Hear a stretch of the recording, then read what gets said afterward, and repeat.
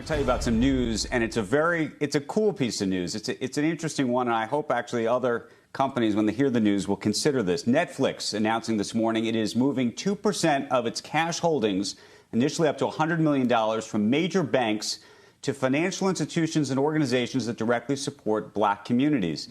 I wrote about this in DealBook this morning, and the company saying it is in a blog post that this is part of their commitment to racial equality. They're turning their understanding into action and believe that bringing more capital to these communities can make a meaningful difference for the people and businesses in them.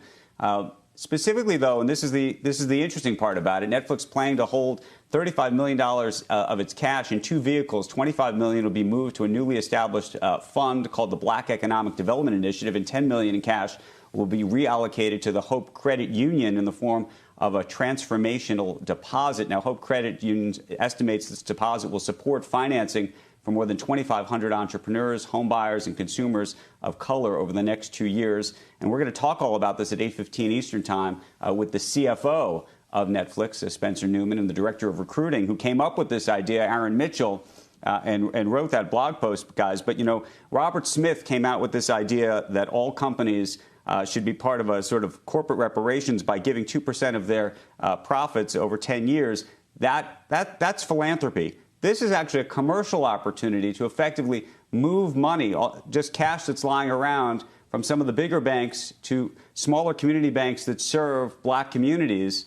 And by default, if you get that money in those hands, they're going to lend it out. And so you really can create new opportunities. It's completely commercial. There's no, you get the same interest rate, sometimes even better in certain cases.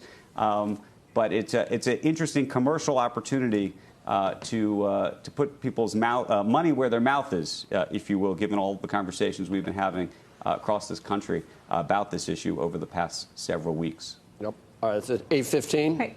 Andrew? 8:15. 8:15. Yeah, back. Andrew, is the Hope Credit Union related to John Hope Bryant in any way? I don't believe it is. I don't believe it's related to John Hope Bryant's project. That's a different one. But the concept is, you know, I mean, John Hope Bryant's been trying to help people's credit scores, especially in hard-hit communities, for years. This is not going to necessarily help the credit score, but to some degree, just getting that money into the hands of people who are entrepreneurs who haven't had access to capital, and the forcing mechanism.